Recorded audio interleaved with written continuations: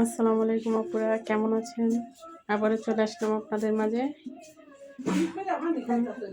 এটা হচ্ছে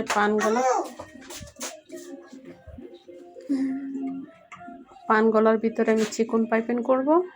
পাইপেনটা দেখো না, পাইপেনের কাপড়টা আগেই আমি 2 পার্ট করে নিয়েছি। কাপড়টা অবশ্যই ওইরকম কাটবেন।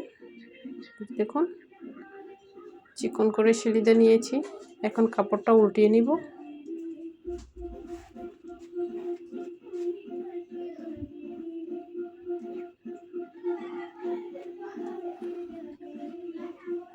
কাপড়টা টাইট করে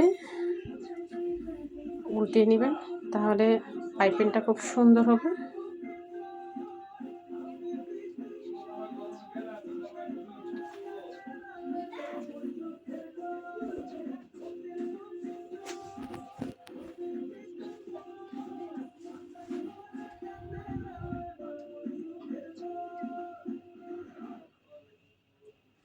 কাপড়টা আপনি যতটুকু চিকন রাখবেন সেই অনুযায়ী ভাঙবেন, খুব টাইট করে ভাঙবেন, তাহলে পাইপিংটা সুন্দর দেখাবে, লুজ দেখাবে না।